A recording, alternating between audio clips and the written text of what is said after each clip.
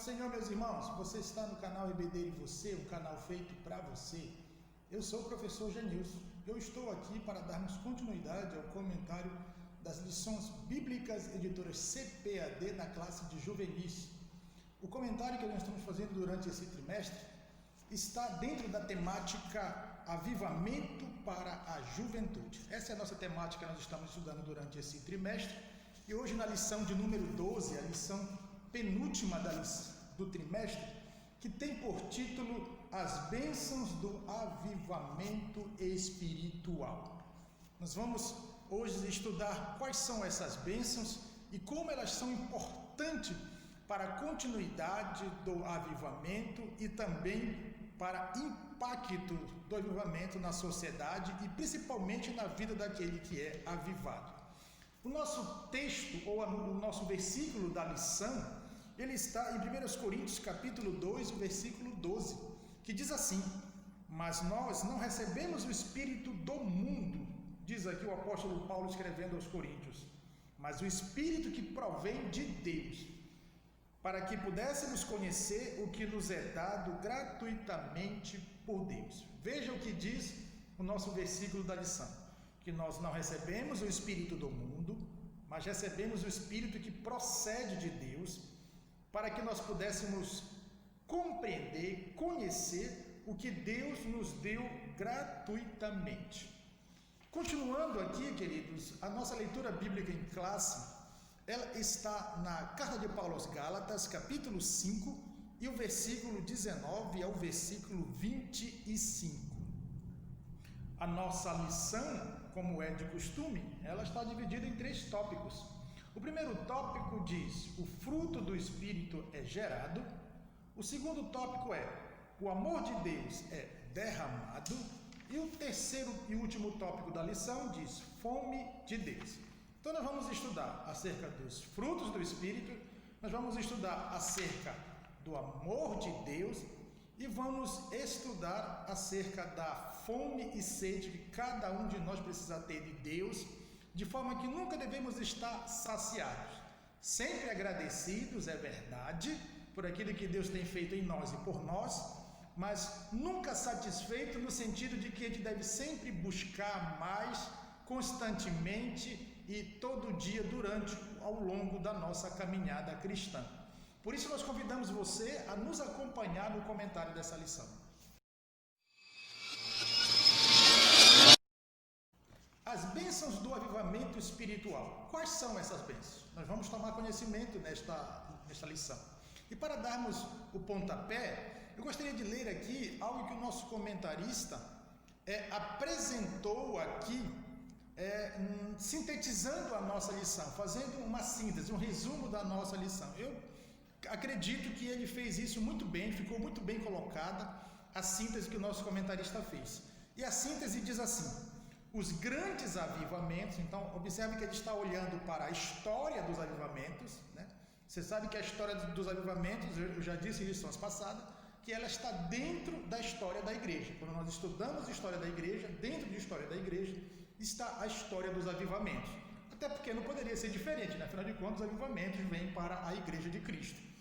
Ele diz aqui: os grandes avivamentos promoveram resultados extraordinários na vida ou nas pessoas, na comunidade e em nações inteiras.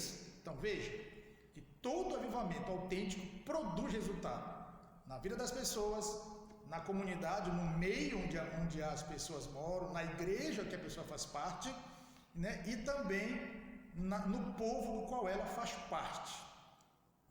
Suas consequências transcendem as manifestações sobrenaturais do poder do Espírito. Ele está dizendo que o autêntico avivamento ele vai além das manifestações espirituais que sucedem na vida do avivado e na vida da igreja.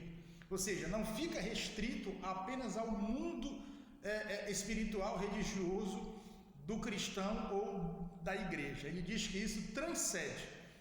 É óbvio que transcende, porque do contrário, como isso impactaria a sociedade, como isso impactaria a comunidade, como isso impactaria a nação? Né? Então é óbvio que tem que transcender, e ele aqui afirma isso categoricamente.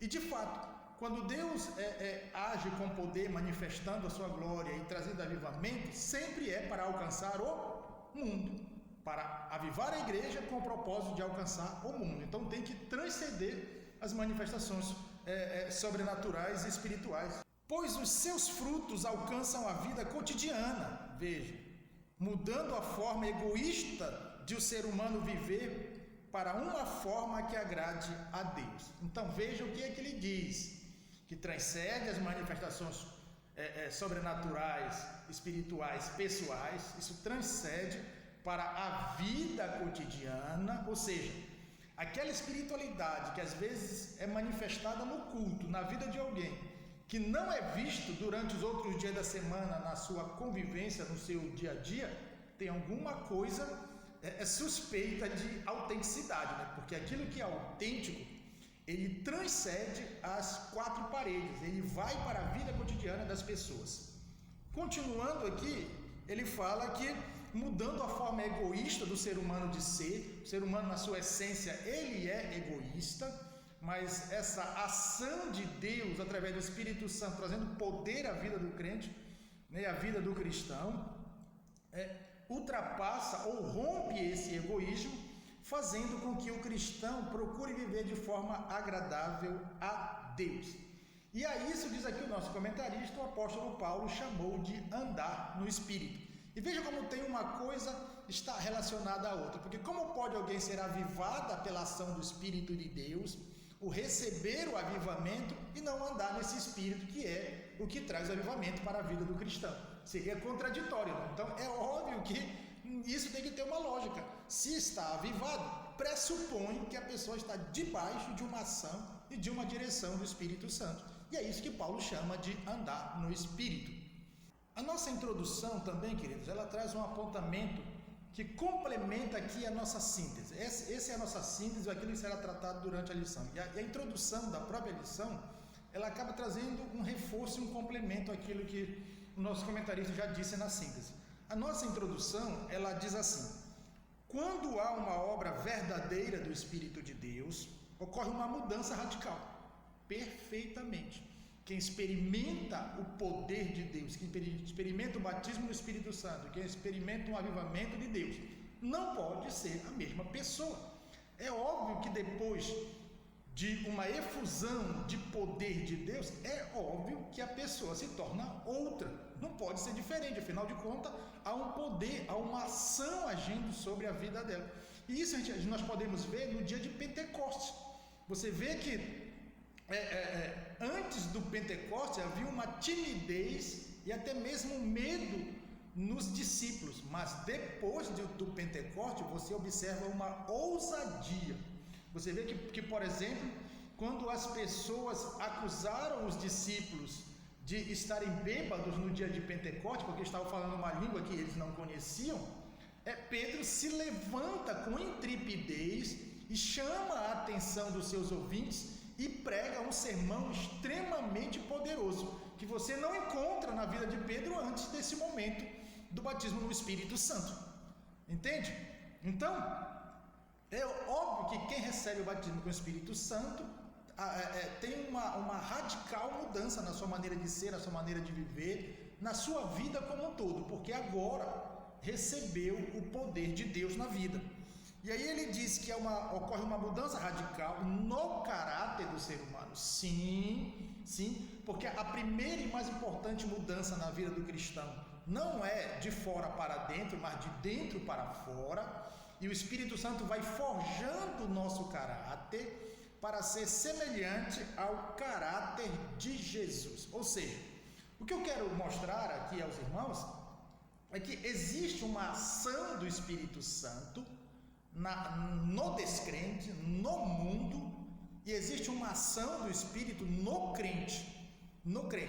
E aquela ação e essa ação do Espírito no crente não é aquela ação que faz do crente instrumento de Deus para alguma operação ou para alguma ação ou para algum propósito de Deus. Não, é aquela ação do Espírito no próprio crente para fazer com que ele esteja sempre firme na sua crença, na sua fé, esteja sempre avivado.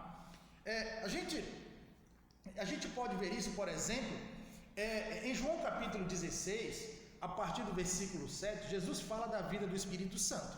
Ele disse aos discípulos, versículo 7, João capítulo 16: Mas eu vos digo a verdade, convém que eu vá, porque se eu não for, o Consolador não virá para vós outros. Ele está falando do Espírito Santo. Se porém eu for, eu vos enviarei. Aí olha o que ele começa a dizer a partir do versículo 8. Quando ele vier, ou seja, quando o Espírito Santo vier, e ele veio quando? No dia de Pentecostes. Convencerá o mundo do pecado, da justiça e do juízo. Veja que há uma ação do Espírito para o mundo, para as pessoas não crentes. E aí Jesus descreve 3 ações do Espírito: convencer do pecado, convencer da justiça e convencer do juízo. Ele diz: do pecado porque não creio em mim, da justiça porque vou para meu Pai e não me vereis mais, do juízo porque o príncipe deste mundo já está julgado. Então percebe que é uma ação do Espírito para as pessoas não crentes, para o mundo. Mas Paulo, na sua carta aos Coríntios, em 1 aos Coríntios capítulo 14, Paulo vai falar ali de uma ação do Espírito na vida do crente, na vida do cristão, para mantê-lo sempre avivado e edificado em Cristo, fortalecido em Cristo. Veja, no versículo 2 de 1 Coríntios capítulo 14, Paulo diz assim, pois quem fala em outras línguas não fala a homem senão a Deus, visto que ninguém o entende, e em espírito fala mistério. Está falando dos dons recebidos. Então veja que Paulo está falando que esse dom de língua, ele é um dom que manifesta uma língua que não é conhecida na terra. No dia de Pentecostes, a língua que o Espírito manifestou era conhecida na terra. Então veja que aquilo que é chamado no meio pentecostal de línguas estranhas ou glossolalia, pode ser uma língua conhecida ou pode ser uma língua desconhecida. Aqui Paulo está falando de uma língua desconhecida. Há quem diga que essa língua aqui é uma língua de oração, porque ninguém o entende. E nem mesmo a pessoa que fala entende. Contudo, o Espírito é edificado mesmo que a pessoa não entenda e mesmo que outro não entenda. Mas o Espírito do crente é fortalecido. Veja que é uma ação do Espírito no crente, não usando ele como instrumento para outro ou para algum propósito de Deus, mas com o propósito de trazer edificação, fortalecimento para a vida do crente. Veja no versículo 4 do mesmo capítulo, a primeira parte do versículo, Paulo continua dizendo assim no versículo 4, o que fala em outras línguas, a si mesmo se edifica. Veja que há um benefício mesmo que eu não entenda que eu esteja falando. Por quê? Porque o falar em línguas é uma efusão do Espírito Santo no espírito do crente. Você vê que no dia de Pentecostes, aqueles que foram batizados, aqueles que receberam o poder do alto, falavam conforme o Espírito lhes dirigia ou lhes impulsionava. Então veja que é uma ação do Espírito no espírito do crente.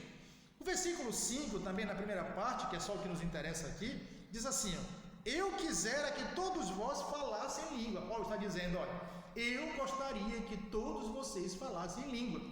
Porque ele já explicou o motivo. Porque falar em outras línguas traz edificação ao espírito, ainda que a mente fique sem compreender. No versículo 14, veja, ele diz assim, do mesmo capítulo 14 de 1 Coríntios, ele diz assim, porque se eu orar em outra língua, o meu espírito ora de fato. Então veja que o falar em língua também é uma língua de oração. Por quê? Porque é uma língua que fala de mistérios com Deus, é uma língua que é especificamente para falar com Deus, de forma que ninguém o entende. E ainda que aquele que fala não entenda, contudo, o seu espírito, diz Paulo, ora bem, ou fala bem. Então, por causa disso, é que alguns têm dito que essa língua, ela é uma língua de oração, porque ela é uma língua que faz com que o Espírito Santo traga edificação à vida do crente. No versículo 15, Paulo continua dizendo, Que farei, pois? Orarei com o espírito, mas também orarei com a mente. Cantarei com o espírito, mas também cantarei com a mente. Veja que Paulo está dizendo, bem verdade que aqui é o sentido de uma progressão, para a gente avançar, não só do falar em língua, mas para falar de uma forma inteligível também. Mas veja que é inegável que a oração em língua que Paulo aqui fala e o cantar em línguas que Paulo aqui fala. Por quê? Porque são a ação do Espírito, no espírito do crente, trazendo edificação. No versículo 16, a parte A diz assim: e se tu bendizeres apenas em espírito, ou seja, ele está pressupondo que há um bendizer em espírito. No versículo 14, no versículo 18, Paulo diz: dou graças a Deus, porque falo em outra língua mais do que todos vós. Veja que ele mesmo falava nessa língua de oração. Por quê? Porque ela é uma língua que traz edificação para a vida do crente, porque é uma ação do Espírito no espírito do crente.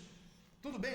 Então, entendendo isso, é isso que ele está falando, que a ação do Espírito de Deus na vida do crente faz com que ele tenha uma mudança radical e uma transformação de caráter. O que ele está dizendo? Ele está falando daquela ação do Espírito que é no próprio crente, mais ou menos como essa que Paulo aqui fala em 1 Coríntios capítulo 14, diferente da ação que Jesus falou em João 16, que é a ação do Espírito para o descrente. Aqui Paulo fala da ação do Espírito para o crente, para trazer edificação, transformação na vida do crente, e é mais ou menos isso que o nosso comunidade aqui fala aqui da lição. Ele está falando, veja que aqui a lição já não está tratando daquela ação do Espírito que te faz instrumento de Deus para outro. Não. Aqui já é a ação do Espírito propriamente em você, crente. E aí, continuando a nossa leitura, diz assim, que quando há uma obra verdadeira do Espírito de Deus, ocorre uma mudança radical no caráter do ser humano, no caráter do crente, que expressará um comportamento novo, perfeito. Porque há uma ação do Espírito de Deus no próprio crente, fazendo dele mais crentes. Essa seria a linguagem popular, revelando progressivamente a imagem de Cristo implantada nele. Então, eu finalizo essa introdução, apesar de estar longa, mas já vai deixar você bem ambientado do assunto que nós vamos tratar. Eu finalizo essa introdução dizendo que o papel do Espírito no mundo está dito em João capítulo 16, versículos 7 a 11.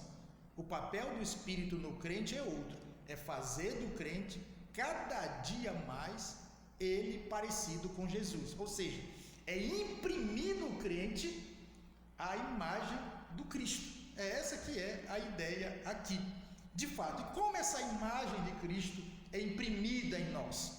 E aí é que nós entramos aqui no subtópico ou no tópico primeiro da nossa lição. Veja que o papel do Espírito é fazer o crente cada dia mais parecido com Jesus. E no tópico 1 diz: o fruto do Espírito é gerado. Sim. O que ele está mostrando aqui nesse primeiro tópico? Ele quer mostrar que poder de Deus e fruto do Espírito tem que andar junto, tem que ter a mesma coisa. Nós não podemos pressupor um poder de Deus na vida sem o fruto desse mesmo Espírito na vida, porque tanto o poder quanto o fruto são do Espírito. Por isso que a Bíblia fala de frutos do Espírito, que é a nossa leitura bíblica em classe aqui em Gálatas 5, versículo, por exemplo, 22. Está aqui, mas o fruto do Espírito, aí diz aqui: amor, gozo, paz, longanimidade, benignidade, bondade, fé, mansidão, temperança. Eu particularmente gosto da versão que em vez de amor aqui coloca caridade. Por quê? Porque o fruto do Espírito é o amor, e ele se manifesta nessas 9 virtudes, e entre elas a virtude da caridade. Por quê? Porque a caridade é o amor em ação, e é disso que Paulo quer falar aqui.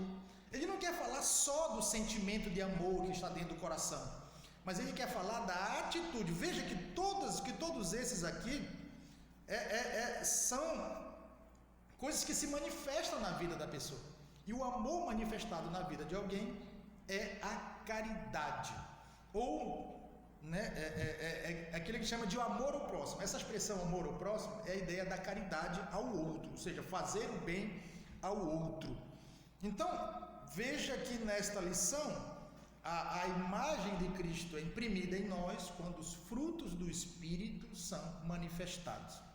E aí o nosso comentarista, ele começa aqui dizendo assim, ó, o que é o fruto do Espírito? É a resposta do crente mediante a ação do Espírito Santo no sentido de se parecer mais com Jesus. Veja, nós no meio pentecostal, nós supervalorizamos os dons espirituais.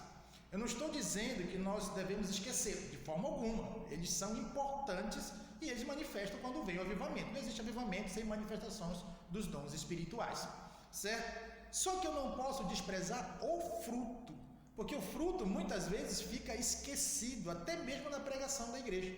Se prega muito do poder de Deus e não se prega muito sobre os frutos do Espírito, como se eles fossem algo de segunda categoria, quando na verdade não é. Eles são tão importantes quanto os dons. E eu vou dizer mais uma coisa em relação dos dons com o Espírito. Os dons, Deus usa alguém uma vez e pode ser que nunca mais usa nesse dom, mas os frutos vão sempre se manifestar. Por quê? Porque estão na vida do crente e são produzidos pelo Espírito Santo que está na vida do crente. Nesse sentido, eu me atrevo a dizer que os dons espirituais não são garantia de salvação, mas os frutos são. Por que os frutos são? Por que o fruto evidencia a salvação? Porque os frutos são do Espírito. Eles só são produzidos quando o Espírito está na vida do crente. E é justamente porque o Espírito está na vida do crente que ele é salvo. Entende? Já os dons, pode dizer, mas os dons também, o Espírito precisa estar na vida da pessoa. Mas é verdade, mas não esqueça que Jesus pode usar, ou o Espírito Santo, vamos falar assim mais especificamente, né? Que é claro que é uma ação da Trindade. Mas falando de dons, vamos falar especificamente do Espírito. O Espírito pode usar alguém em profecia, por exemplo, mas pode nunca mais usar na vida também. Porque é ele que decide quando quer usar, da forma que quer usar e o propósito pelo qual quer usar. Já os frutos, o Espírito quer sempre manifestar em nossas vidas. Então é por isso que eu penso e digo a vocês que entre os dons e os frutos são evidências de salvação. Mas os dons não são? Olha, lá em Mateus, depois você confere, capítulo 7, a partir do versículo 21, Jesus diz uma coisa lá acerca de alguns que Jesus disse que mesmo dizendo Senhor, Senhor, não entrará no reino dos céus. Jesus disse, nem todo aquele que me chama Senhor, Senhor entrará no reino dos céus. Aí Jesus diz assim, muitos me dirão naquele dia, Senhor, nós não profetizamos no teu nome, no teu nome não fizemos muitas maravilhas, no teu nome não expulsamos demônios. Veja que ali listado em situações que envolvem o poder de Deus, a efusão de Deus, a manifestação de Deus, o dom de Deus na vida. Mas mesmo assim Jesus dirá isso, nunca vos conheci. Por que esse texto ele é importante para nós dentro dessa nossa lição? Porque quem é que expulsa demônio em nome de Jesus? Quem é as pessoas que Deus usa para fazer milagre? Não são os crentes?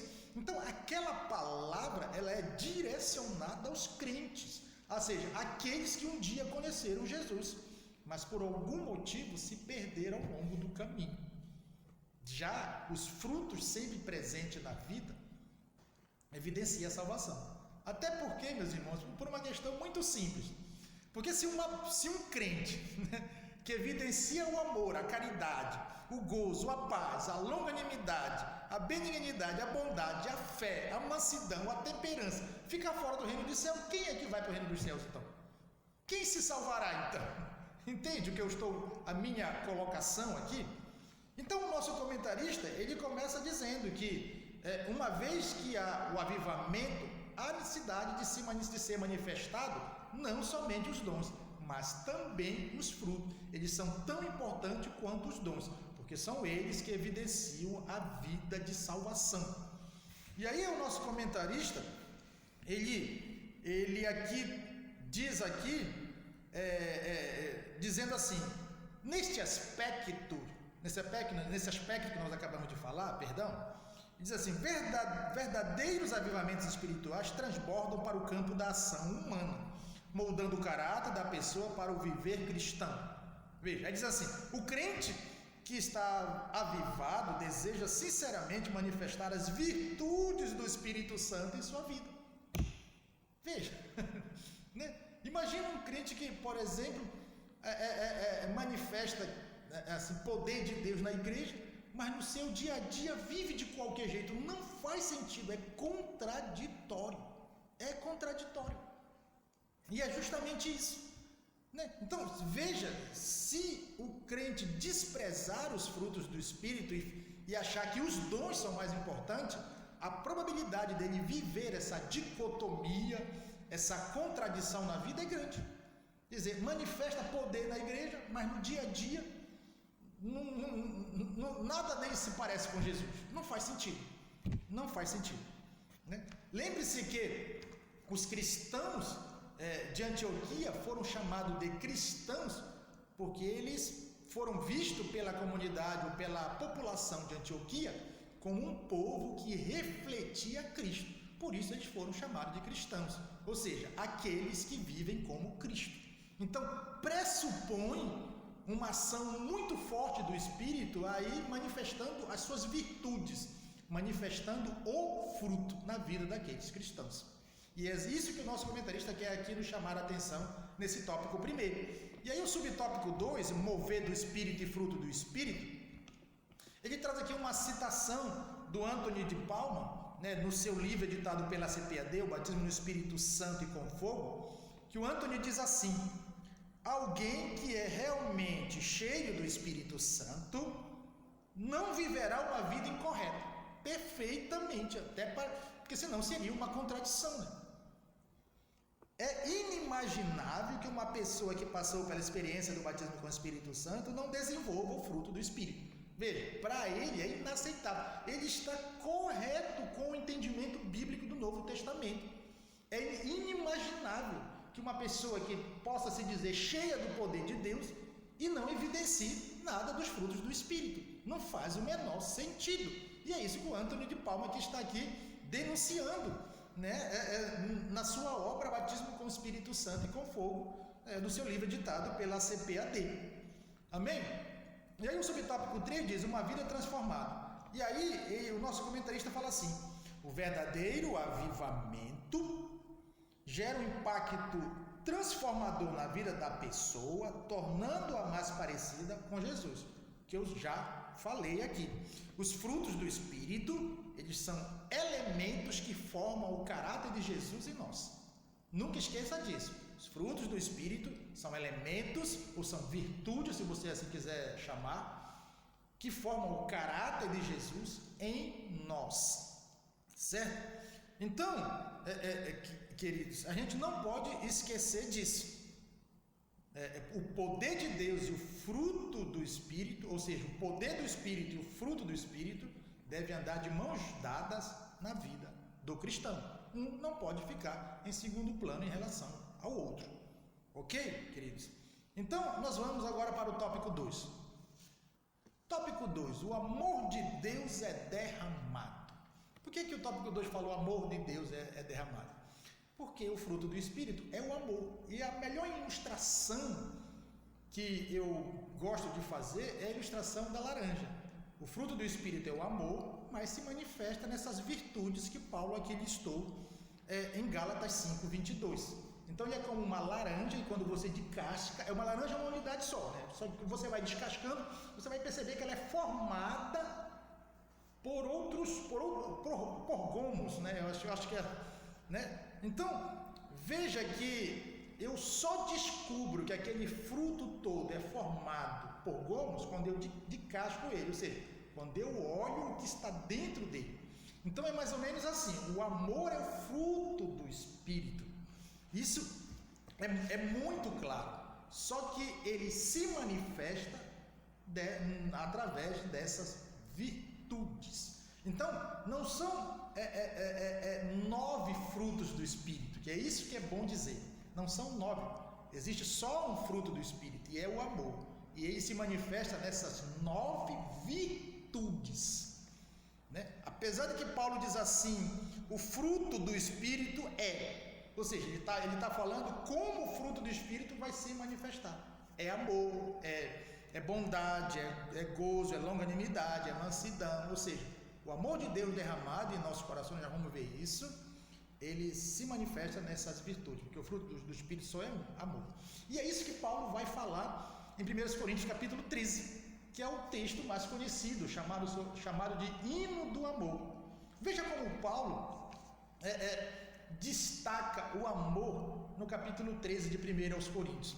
Ele diz assim no versículo 1: ainda que eu fale a língua dos homens e dos anjos, se não tiver amor, seria como o bronze que soa, como símbolo que retine.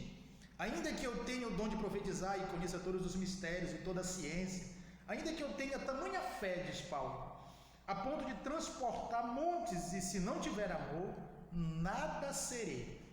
Ainda que eu distribua todos os meus bens entre os pobres, e ainda que eu entregue o meu corpo para ser queimado, se não tiver amor, nada disso me aproveitará. Veja como é que Paulo aqui vai descrevendo, dizendo que tudo na vida do cristão tem que estar direcionado por esse fruto, o amor.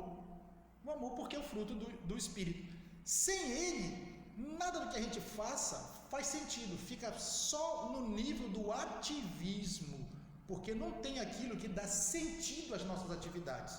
E o que dá sentido às nossas atividades é o amor de Deus. E aí Paulo continua no versículo 3, esse texto aí é magnífico.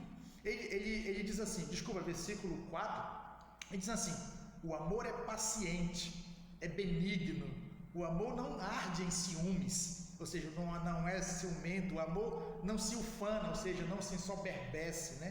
Não é prepotente o amor, não se ensoberbece, não se conduz inconvenientemente, né? Sabe se comportar, o amor sabe se comportar, não procura os seus próprios interesses, veja bem, não é áspero, ou seja, não é irado, né? Não se ressente do mal, ou seja, não guarda ressentimento. O amor não guarda ressentimento. O amor se alegra com aquilo que é justo, ou seja, né? Ele se alegra com aquilo que é justo, mas não se alegra com a injustiça, mas se regozija na verdade. Veja que o amor e verdade são coisas que também, né? Tudo sofre. Para mim, aqui ele resume nessas 4 virtudes o amor. Tudo sofre, tudo crê, tudo espera e tudo suporta. E aí o versículo 8 ele começa dizendo: o amor jamais acaba. Está vendo? Porque ele é o fruto do Espírito. O Espírito é eterno, por isso o amor não acaba. Porque por mais que eu não manifeste o fruto do Espírito na minha vida, por não dar lugar ao Espírito Santo de trabalhar, contudo o amor não desaparece. O Espírito vai agir na vida de outro, né? Então o que a gente precisa entender é exatamente isso. Aí o nosso comentarista ele vai dizendo assim, a maior característica da vida cristã, qual é? O amor. Por quê? Porque Jesus disse que se nós nos amássemos uns aos outros, nós seríamos identificados como seus discípulos. E aí em 1 João, inclusive está aqui na nossa lição, primeira carta de João, capítulo 3, versículo 14, João diz: nós sabemos que passamos da morte para a vida. Aí ele diz: porque amamos os irmãos. Quem não ama seu irmão permanece na morte. É óbvio que João está falando aqui da morte espiritual, né?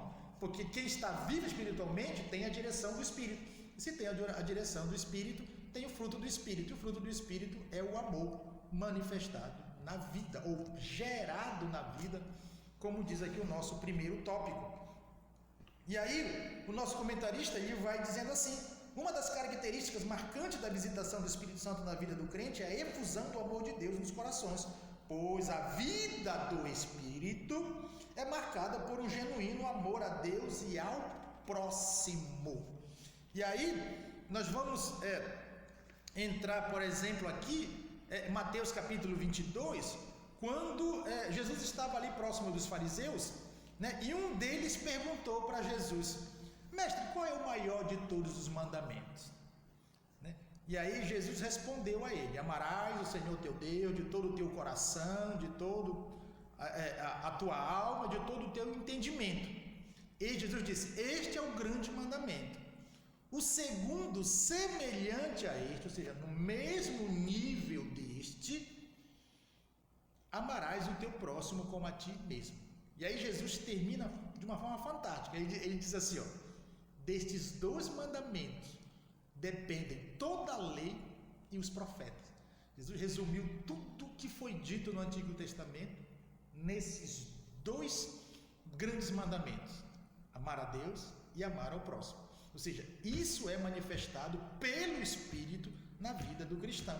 Não só o poder, mas esse fruto e esse amor, porque é o fruto do Espírito. O nosso comentarista aqui, ele traz um texto de Paulo, no capítulo 5 de Romanos, versículo 5, que diz assim: o amor de Deus está derramado em nossos corações pelo Espírito Santo que nos foi dado. Veja bem, né? Porque o Espírito nos é dado, então Deus derramou o seu amor em nosso coração. Como ele derramou? Pelo próprio Espírito, porque ele está em nossa vida. Amém? Então veja bem. E aí o nosso comentarista, ele segue dizendo que ele faz uma observação que eu acho interessante. Ele diz assim: você já percebeu quantas atividades são realizadas nas igrejas locais? Aí diz assim: louvores, orações, pregação, batismo, santa ceia, ensaios, reuniões, ação social. Aí ele diz assim: tudo isso é muito útil. Claro, tudo isso é papel da igreja, tudo isso faz parte do trabalho da igreja. Mas a questão é o mais importante? E é isso que ele vai colocar aqui. Ele diz assim: porém, se não for temperado com amor, perde-se todo sentido. Veja que, aí eu posso dizer aos irmãos que tem muita gente na igreja simplesmente fazendo ativismo religioso. Faz muita coisa na igreja, não para.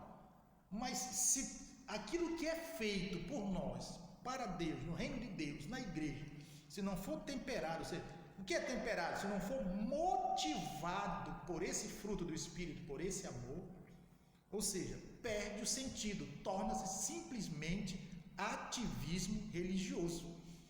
E aqui fica um alerta para nós não cairmos nisso. Deus nos guarde de cairmos nesse ativismo religioso, né?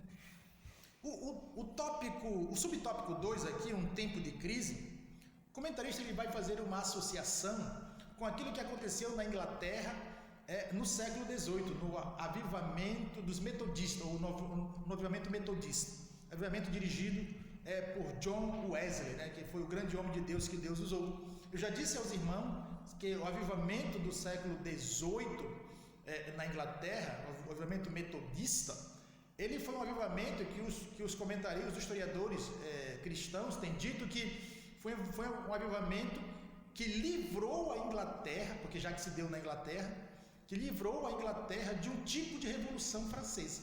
Porque enquanto na França estava acontecendo a Revolução Francesa, com tudo aquilo que aconteceu lá, com aquela quantidade, com aquele genocídio que aconteceu lá, aquela matança que aconteceu lá, na Inglaterra Deus estava operando através do avivamento, através da vida de John Wesley, dirigindo ele, e a Inglaterra foi livre da influência da Revolução Francesa.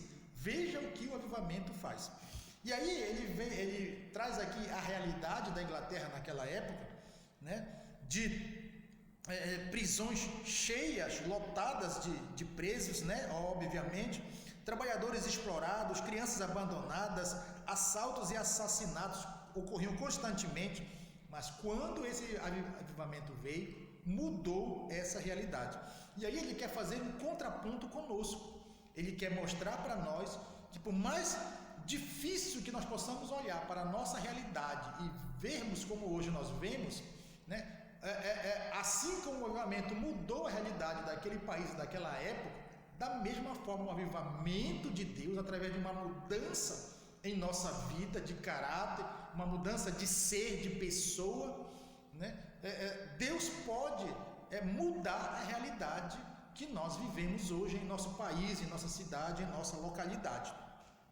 E aí o subtópico 13 ele vai trazendo aqui a ideia da solução é o avivamento. Tem coisas que só uma ação de Deus pode mudar. E ele coloca muito bem aqui, ele diz assim: a nossa esperança não está nos governos, nos planos econômicos, nas reformas sociais. Embora saibamos que deve haver tais projetos para a prosperidade de uma nação, ou seja, embora que tudo isso seja necessário, planos sociais, planos econômicos, tudo isso é necessário, né? Mas o que precisamos é de uma transformação interna nas pessoas, uma profunda conscientização e mudança de mentalidade. Só um genuíno avivamento do Espírito pode fazer isso. Então, o que ele está dizendo? Ele está dizendo que a sociedade jamais será mudada se cada pessoa não for mudada. Então, jamais acontecerá uma transformação social sem que as próprias pessoas que pertencem à sociedade sejam transformadas. E aí, nesse sentido, o avivamento vem. Por quê? Porque ele traz uma mudança radical na vida. E aí sim, impulsionado pelo amor de Deus, impulsionados por esse avivamento, as pessoas quererão fazer o que é certo, o que é correto, né? E aí a realidade se transforma. Amém? Nós vamos agora para o tópico 3. Tópico 3 da lição: fome de Deus. Aqui, veja, ele começou a falar dos frutos do Espírito, falando que avivamento traz fruto do Espírito também, não só os dons, mas também os frutos. No tópico 2, ele falou do amor de Deus que é derramado em nossos corações, porque o amor de Deus é o fruto do Espírito, eu já expliquei isso, que se manifesta nas virtudes que Paulo listou em Gálatas capítulo 5, versículo 22, mas aqui o subtópico 3, ele termina mostrando que nada disso é possível, que nós falamos agora há pouco, sem que haja uma fome de Deus. Veja, todo grande avivamento, quando você estuda a história dos grandes avivamentos, você vai perceber uma coisa comum em todos eles. Todo grande avivamento foi precedido por um clamor, por uma fome de Deus, por uma busca constante, por pessoas que perceberam a necessidade, por crentes que começaram a buscar a Deus, entendendo a necessidade do avivamento e a transformação que ele traria com ele, tanto para a vida do crente, quanto para a vida da igreja, quanto para a vida da sociedade.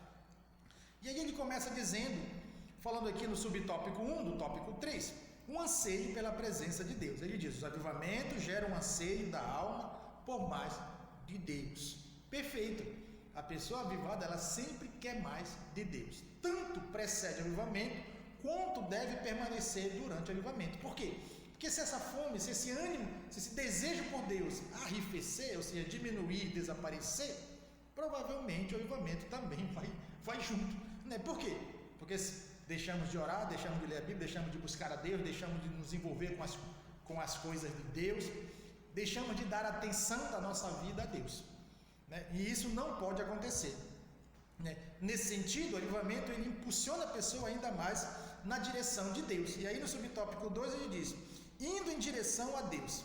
Aí ele diz que um genuíno avivamento também deve levar o cristão em direção a Deus, na certeza de que não somos mais o que éramos, mas ainda não somos o que deveríamos ser. Veja que Paulo, quando fala em Efésios sobre estar cheio do Espírito, a ideia ali é de uma continuidade, ou seja, continuar sendo cheio. Não é a ideia de cheio uma vez e pronto. Não, é a ideia de ser cheio e cada dia continuar sendo cheio do Espírito, né? E aí, nesse sentido, a gente entende o que o comentarista quer dizer. Ele quer dizer que no avivamento e que nos leva para próximo de Deus, a gente vai perceber que nós precisamos ainda de mais, ou seja, avançar. Cada vez mais a gente percebe, a gente compreende, entende que precisamos avançar, melhorar em nossa vida espiritual, ou seja, é verdade, a gente percebe que nós já não éramos as mesmas pessoas, mas também percebemos que ainda não chegamos no nível em que nós deveremos chegar, porque Deus quer sempre a gente para frente. Bem verdade que nós jamais podemos chegar a um nível que alguém poderia chamar de perfeição, alguma coisa. Isso não acontecerá nesta vida. Mas lembra que eu falei na lição sobre avivamento e santificação, né? Que é um alvo que eu sempre caminho para lá, que eu não posso deixar de caminhar para lá, consciente de que eu não vou alcançar nesta vida. Mas se eu deixar de caminhar para lá, já acontece o retrocesso na vida. E o exemplo que eu usei é o exemplo do andar de bicicleta. Se você parar de pedalar quando está andando de bicicleta, você cai.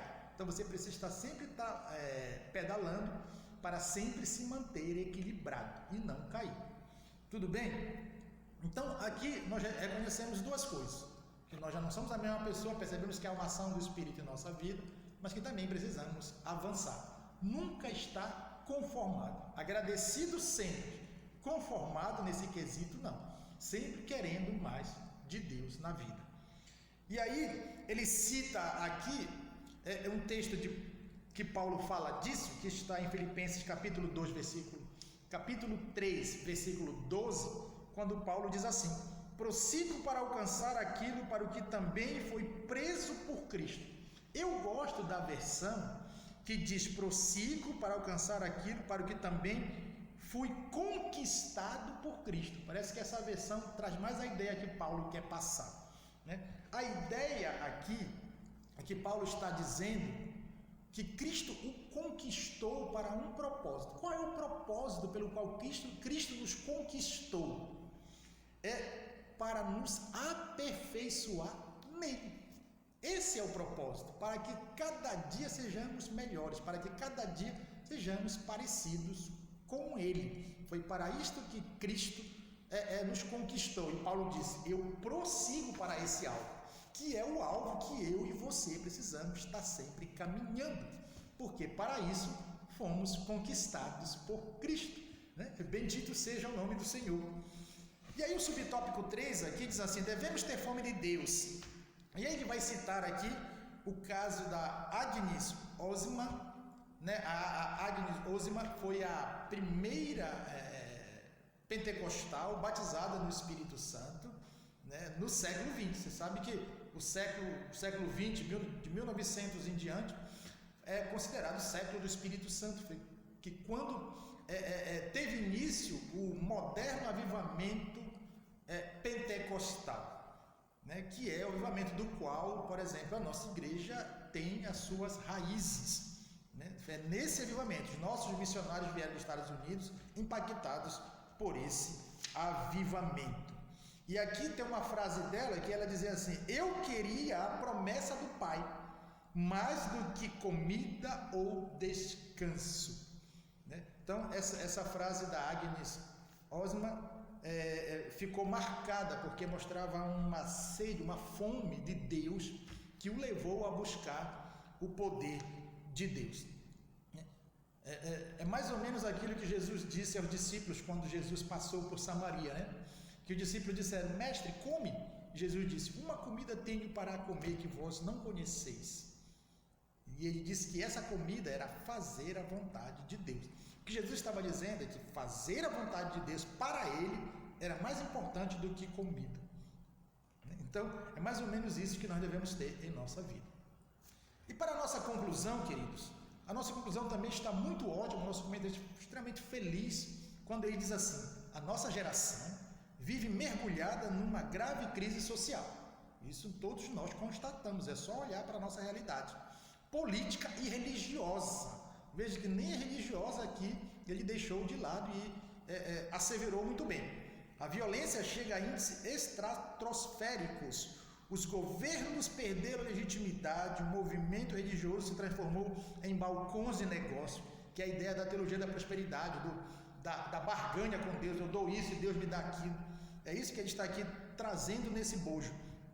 Mas ao estudarmos os avivamentos bíblicos e históricos, percebemos que a solução para tudo isso é um clamor sincero por um novo avivamento, pois seus efeitos podem nos tirar deste atoleiro. E ele diz assim: clame por essa bênção. Nosso comentarista encerrou muito bem. Ele diz: o avivamento vai mudar a realidade. E isso nós podemos comprovar, porque é só olhar para a história dos avivamentos, é só olhar para os grandes avivamentos da história. Amém? Então aqui nós ficamos com o nosso comentário, dizendo a você que para que você possa dar o like aí, né? Que aí nos ajuda na visibilidade do vídeo, e assim esse vídeo pode chegar a outros professores e ajudá-los na compreensão da lição e na construção das suas aulas.